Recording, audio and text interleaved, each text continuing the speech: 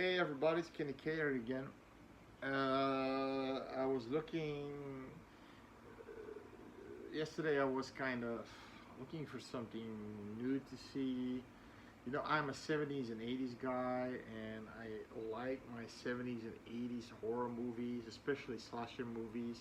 Found footage too. I always put found footage in between there, and those were more recent movies, but there's still some 70s and 80s movies that I one didn't see yet, like Daria Argento's Oprah, and that review will come. And movies that I actually want to re-review because when I started, I didn't edit, I didn't, I was too short about it, and a little bit more in depth would be nice. I did Fright Night and got a lot of views, and I was really happy with that um, as a re-review.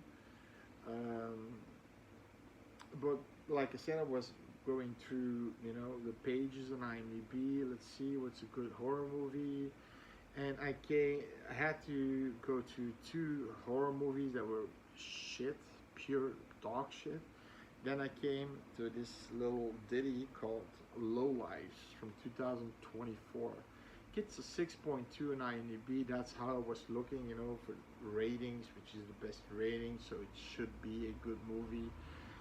Now it gets a 5.5 from me. Now, if I give a 5.5, that doesn't mean it's a lesser score. But for me, this is a movie that I potentially may watch again, but not in the near future. You always have to think a 5 for me is you should see it. A 5.5 is a must watch, meaning that everything from 6 and above is like I'm gonna see this one multiple times a year probably. So this movie is from 2024. Like I said, 6.2 on IMDb, which is not like I said, I give it a 5.5, but don't. That's a personal thing.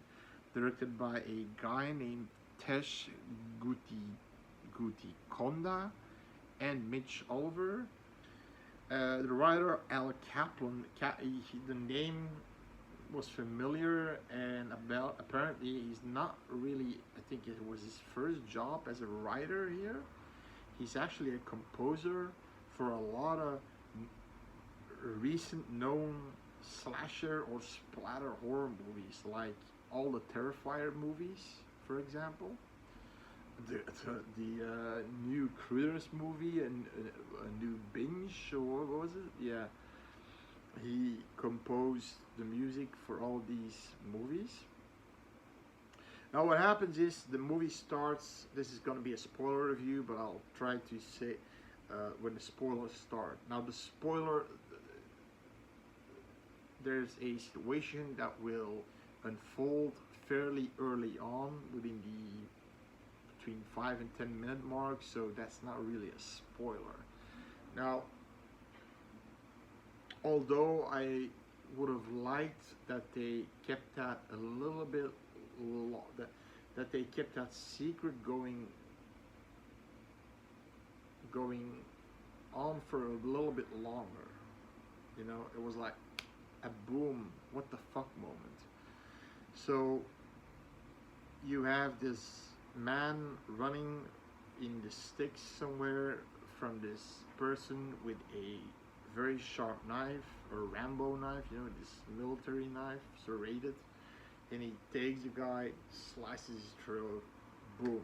We get to this camper van, and we see this happy family, this family like this portrait. You can see these people that go to church, they go to church, the dad has a good job, the children are supposed to go to college, all that shit, and they're barbecuing and this and that. Then they run into a van, a pickup truck. Now, I'm not saying everybody in rural areas are rednecks. Now, these two were rednecks. I mean, you see an opportunity coming towards you that may help you in the situation you're in. They couldn't start the car too, it was broken. Now, the thing is, the guy, these two guys, let's start with the names, okay? So the Camper family is, you've got Keith, the dad, you got Kathleen, the mom, Jeffrey, the son, and Amy, the daughter. She's 18, the son is like 16. And then these two guys are Vern and Billy, I think brothers. Now, what if I was in that camper and the guy comes up to me, he has a shotgun, he comes up like this, being a big ass fucking douchebag, and standing there in front of me, pop, pop, pop, doing like this, I first of all would say, what's up with the gun? Never can be careful. Get rid of the fucking gun and then we can talk. That I would say that. I understand a lot of people have guns, but you don't need the gun to come towards a camper, which is very, I mean, intimidating. And the way he was talking, he was like, you know, like, huh, fuck you, gargle dip right on their faces. You know, he was really demeaning. And eventually, he said, can you give us a ride? He said, no. Then eventually, he could have kept his shotgun on the fucking hood of the car, right? And because his Billy, his other brother, is still there, so if something would happen, he has a shotgun there, okay? But no. Because he asks at some point the dad what's under the tarp, and he says, that ain't your business. Like fella. I mean, he was really being aggressive, you know, if he wanted to hitch a ride. Now, eventually he says, you know, just take Billy, he will come with another car and pick me up and haul this car in. So the dad says, you know, it's the best of two scenarios. He doesn't have the gun, let's pick him up. Okay. Now Billy immediately gives you that deliverance vibe, you know, that rapey vibe. He's there swallowing the air of the camper. Whoa, nice camper. Whoa.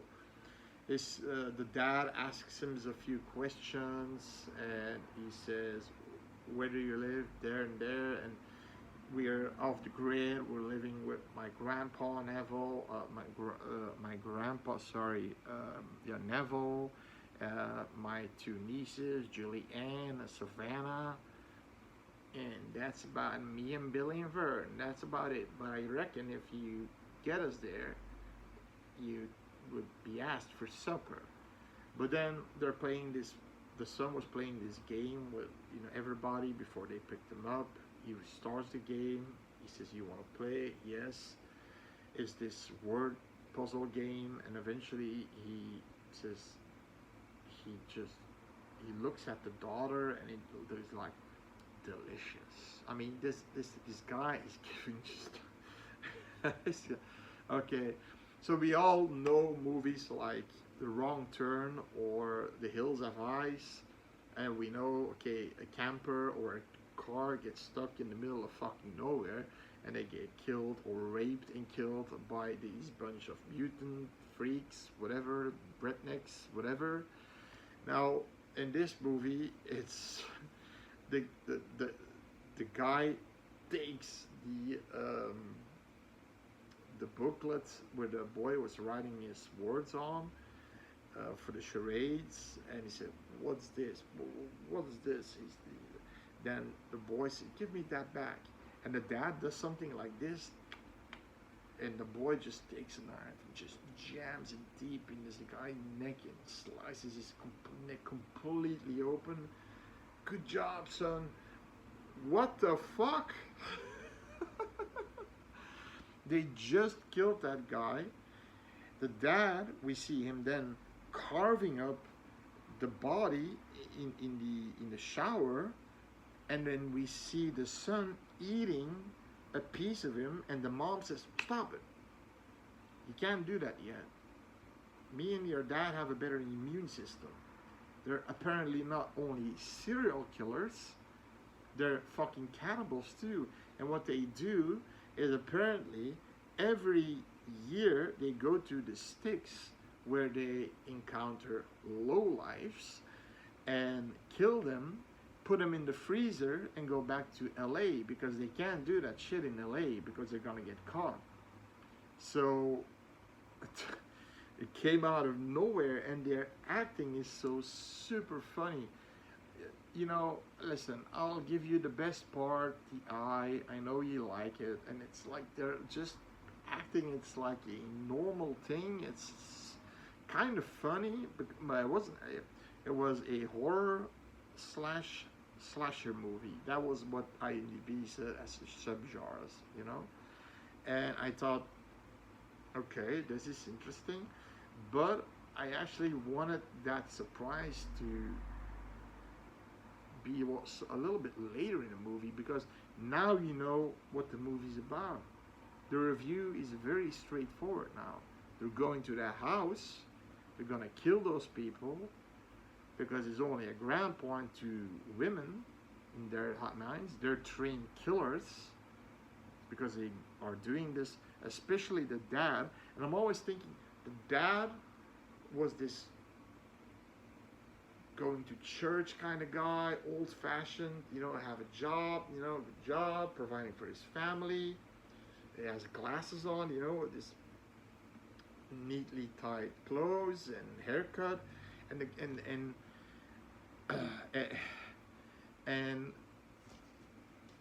okay, the kids. If you have kids, you can, you know,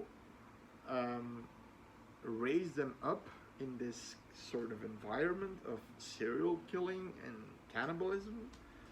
But how do you meet a woman, a normal woman, that, I mean, that's also want to be a killer and a cannibal? That was something that I always thought. So is there a site for that? Maybe I should join. I mean, but she, from the entire, the dad was, I mean, one of my favorite characters was the dad and one of the family members that I'm gonna say the names of as after this.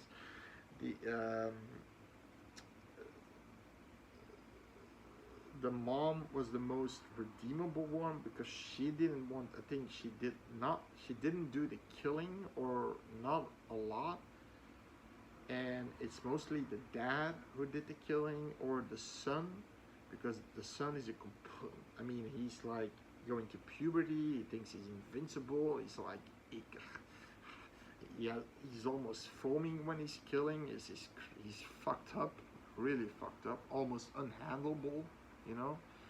Then you have the family, which is that's living in that farmhouse, which is a very welcoming family, because they arrive at our house and they say, we have car problems, they know they don't have a phone because Billy told them they only have 2 cell phones, and Billy has one and Vern has one. So it's stupid that those 2 guys have them and the other ones don't have them, because they say, why would we have a phone? There's nothing in the neighborhood here. So they already know, oh, this is just no man's land, so it's gonna be easy. They're inviting them for supper like Billy said they're gonna do. Savannah, although, is the only one who's suspicious of this nuclear family that's standing there in front of their house, that shouldn't be there, and they're saying we're from Los Angeles and this and that, we're with a camper, but it broke down.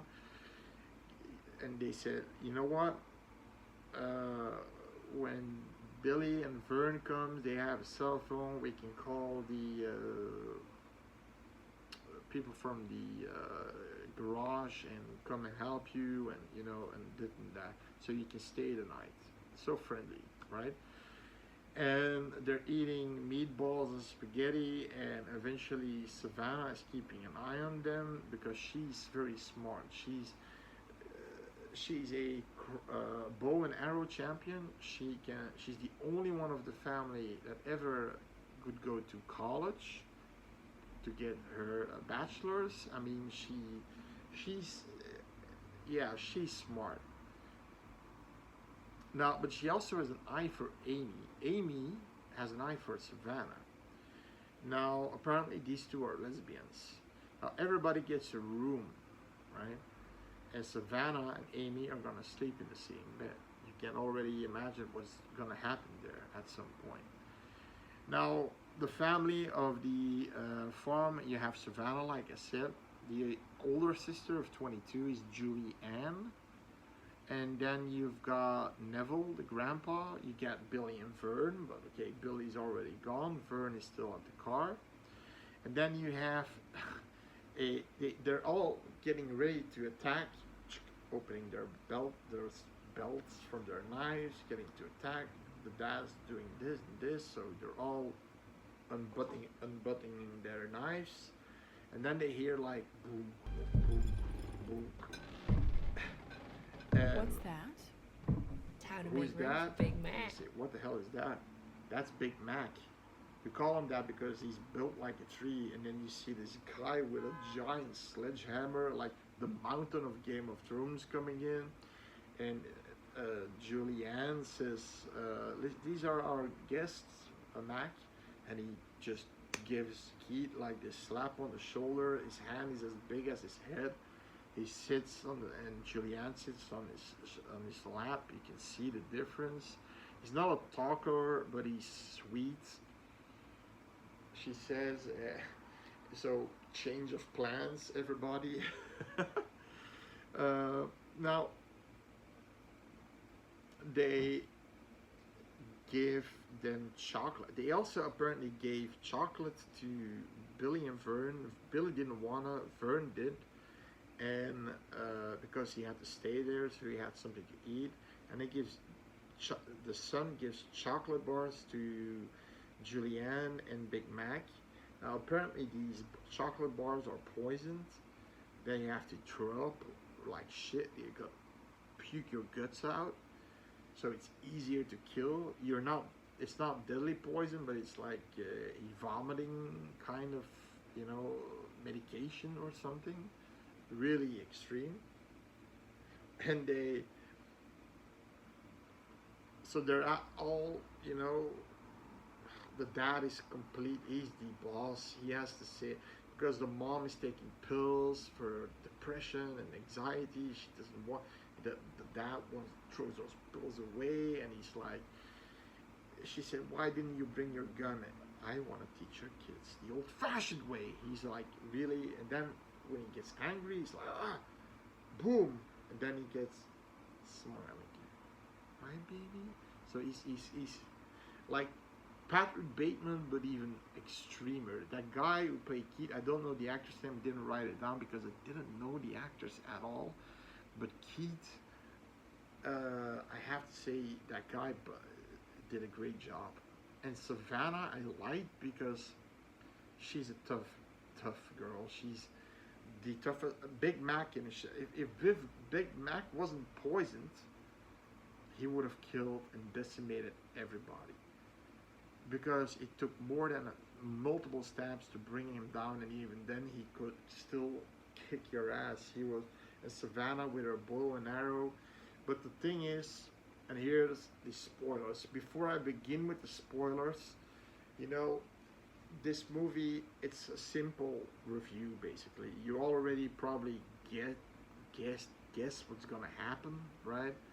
They're all gonna kill them, try to kill them, and put them there in the freezer, It's not hard to follow. Is it a good movie? Yes, I didn't see that before, that the lowlifes are actually the perfect family, and that the rednecks are actually the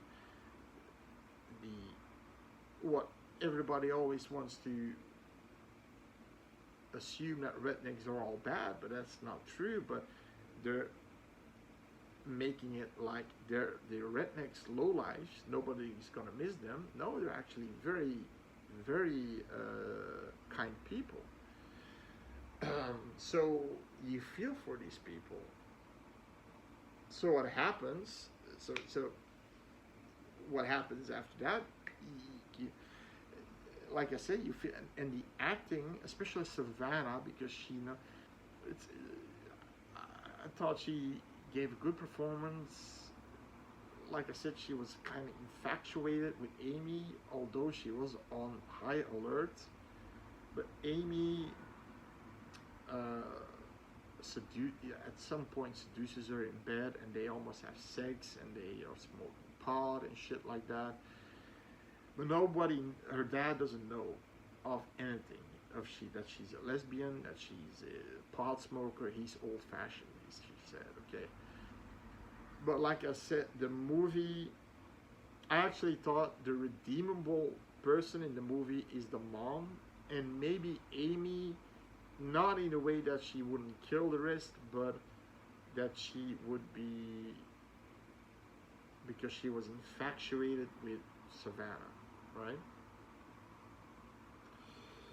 Now, give this movie a watch. It's a what the fuck moment. The first 5 minutes, and the way they're acting is great, and especially the dad. He's great. He's great. Savannah is great too because she's like, she's smart. She knows things isn't right there but she's kind of, you know, um, her focus is a little bit blurred because of Amy, the flirting and shit like that. So it's a great movie, acting wise, gore wise. I think I'm not sure. I think some of the gore was practical, and I think some of the gore was CGI, but I'm not sure. But it was good. It was good. A lot of gore. A lot of gore. Um, you gotta suspect that from a movie with cannibals, right?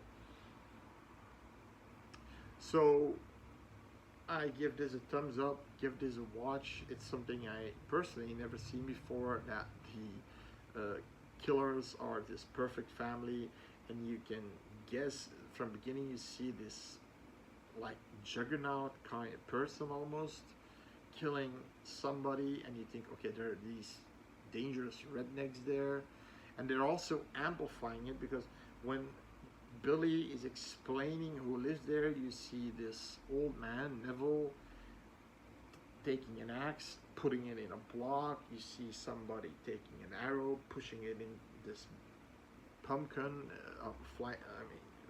shooting it in this pumpkin.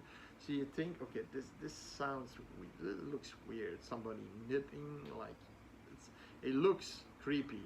They made it look like that for a reason, of course, to get you off track. But after that, you immediately. That's why I'm saying that they maybe should have waited a little bit longer with the reveal that these are cannibals.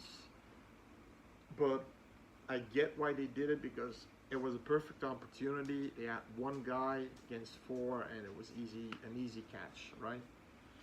And they could get the information where they lived and how many people were they. The only one they didn't mention were Big Mac. That's weird why they didn't mention him, because he's the husband of Julianne. Now, spoilers, right? Watch this movie, recommend this one. So they're creating a plan. Keith wants to take down, he's the most experienced one. He wants to take down Big Mac, but Julianne is throwing up. Big Mac he also ate from the chocolate. Savannah didn't. Grandpa Neville didn't. Now, Mac goes outside to puke, and eventually the son is there, and because the son wants to, he thinks he's invincible. He's in puberty. He wants to kill him himself. He wants to earn it, and he's slashing him like everything while he's puking, and the guy, he's stabbing him like crazy, but the guy still takes his arm and throws him away like a rag doll twice, And the third time, even with his arms like this, that is like hanging there, throws him like, you know, away, and then he wants to this King Kong move on him, so he wanted to kill him, but then he has to puke again, and that was of course the opportunity to cut his throat, and Big Mac dies. So they're one of the better weapons, their best, let's say, fighters are gone now. Um, at the meantime, like I said, Savannah and Amy are held. They're Amy doesn't want to be with the family anymore. She wants to be on her own. And Savannah kind of wants that too. So they're kind of bonding. Like I said, maybe she didn't want to kill her, but then there's this moment, of course,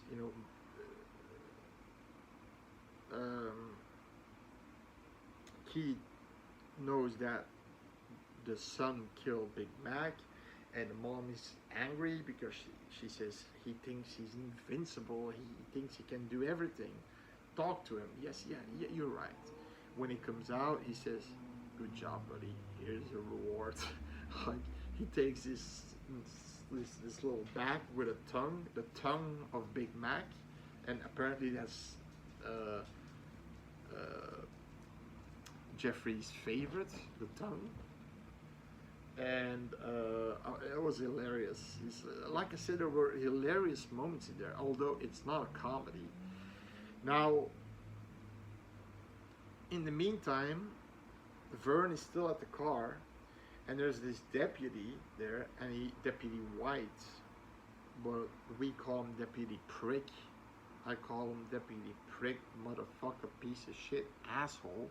He's a good guy, simple-minded piece of shit, but he wants to give him a lift, and Vern doesn't want to.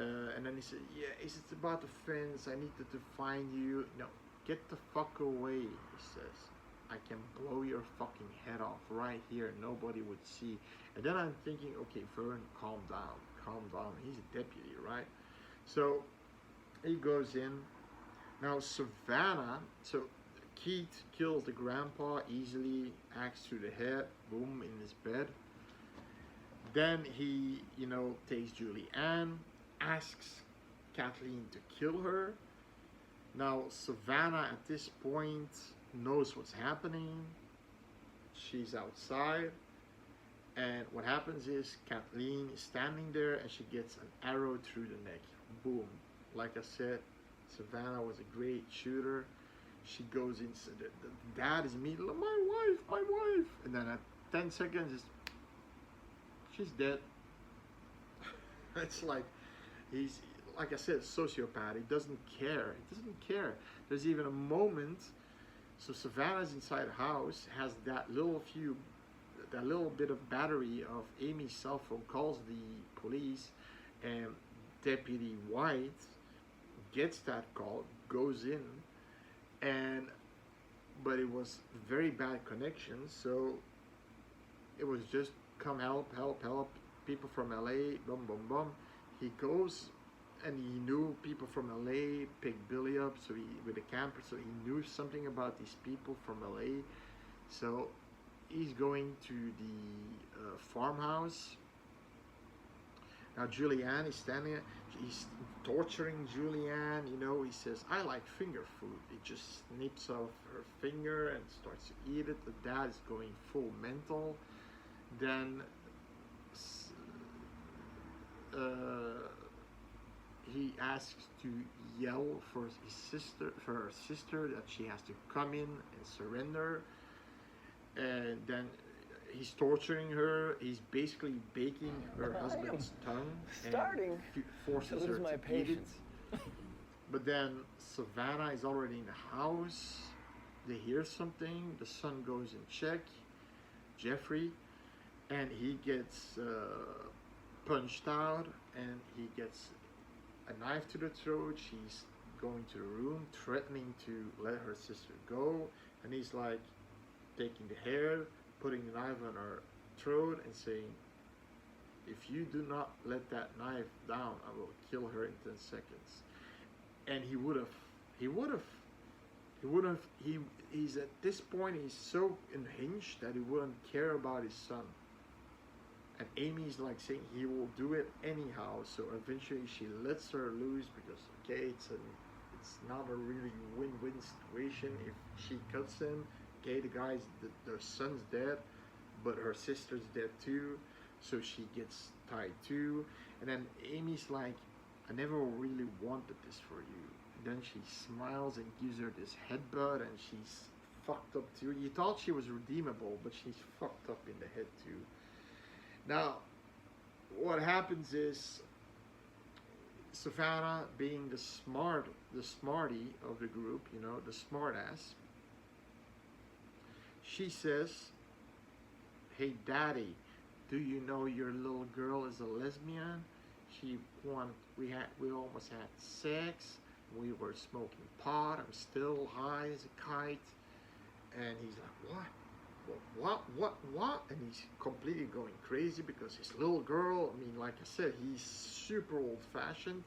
In LA, they live a normal life. His daughter would marry a guy, and then she's saying, "Can't you see she's turning you against us?" And then, no, what, you little shit, how could you? And meanwhile, they're untying each other, you know. And so, okay, now I have to see the process, what's going on. Julianne takes the fork from the plate with the tongue, punches it through Keith's eye. This is just fucked up. He just takes out the eye, he eats his own eye. It's good, but I still like a stranger's eyes. What the fuck? Then I believe Vern comes in with his shotgun, blasts 4 feet away, and he blasts Keith in the shoulders instead of blasting his fucking head off. Then the son's behind him, and everybody's yelling, "Shoot, shoot, shoot, shoot, shoot!" And he's just standing there, and then he gets a vase from Keith on his head. They start to tussle, but Vern gets the upper hand because I believe Savannah kills one of the 2 sisters, like that's what I can remember, slices the throat of the son, but then and jams the head of Amy against this wooden post, and her nose is broken and she's unconscious. And meanwhile, Vern is fighting. He's pushing his thumb in his eye hole, and meanwhile strangling him. But there's a knife with his good arm. Keith takes the knife, punches it through Vern's head. Down goes Vern. Then Julianne takes revenge for her husband. Her husband's preferable weapon, you know, the hammer, just caves in Keith's head, and they think it's all done. But they forget that there's still one alive, Amy, and she's not unconscious anymore. So they're having these 2 sisters, Julianne and Savannah, having this bonding moment. She gets stabbed in the back by Amy. Savannah, outraged, takes the knife, slices her in the legs, slamming her head everywhere, takes the hammer, and she says, "Run, bitch, because this is gonna be slow and painful." And she's running outside. And what happens? Deputy Fuckstick is there, and he just blows Savannah between the eyes. Boom. Killing Savannah, rescuing Amy, and then eventually finding the camper that is there, and then Amy has a knife and kills the deputy. And she burns the house, and with all the bodies in probably, or the evidence in there, the bodies in the fridge, puts a cap on, and says in this southern accent, "Now ain't that a sight? Now ain't that something? Now ain't that something? No, ain't that something?" That's the thing what she says, and the movie ends. It reminded me like X from Maxine, only Maxine was a killer, but she killed a lot of people and just drove away, driving over the head of what's her name again? The old killer lady. I saw the prequel too. I didn't like that one, but okay, that's a lot of people liked that one. I didn't like it. It was boring. It was boring and weird and boring. um, but first of all, this deputy, he knows these people. He knows these people. He knows Savannah. Savannah has a reputation out there to be a smart girl going to college, a national bowman, and she doesn't give her the benefit of the doubt by maybe shooting in the air, or if possible shooting in the leg in the worst case scenario. Of course, if Amy finds a way to kill, chica, come. Sorry, my dog's acting. Ah, she's doing something that's naughty. Now, you know, giving the benefit of doubt, no, he shoots her right between the eyes. And he knew these people. He knew that these people were good people. So, oh, that was such a stupid, that, fuck. That's why, now I understand why he didn't want to get a ride with that idiot. You know, he's such a fucking dickhead. I mean, what the fuck did he do? And he was like proud that he shot her between the eyes. Fucking piece of shit. And I really want Amy to die because he was a bitch. She was fucking abuser, you know, sexually, and she was the only one that if I have to say of the family from the cannibals was Kathleen, that she survived. My favorite characters of the other family were Big Mac and Savannah. They all died. So the movie has a dark ending, and Amy got what she wanted. She can get the fuck away from her family. She has a camper, right? That's a good girl. Now, like I said, it's a good movie. The ending is a little bit, I didn't like that, you know, that stupid twist ending, you know. It's been done before, you know. Let's just kill Amy slowly because she deserved it. But no, they had to do this stupid thing that, you know, okay, but that's why I'm not giving it a 6 personally, actually, because of that ending, the twist. I didn't like that. So 5.5, still a good score. It has good acting. The cannibal family, I mean, it's almost to a point that it's funny how they're talking to each other while cutting somebody up. Especially the dad, Keith. Then the farm family, they're really, I mean, believable, good people. Savannah, I mean, I liked Savannah because she was smart, but she was temporarily seduced by Amy.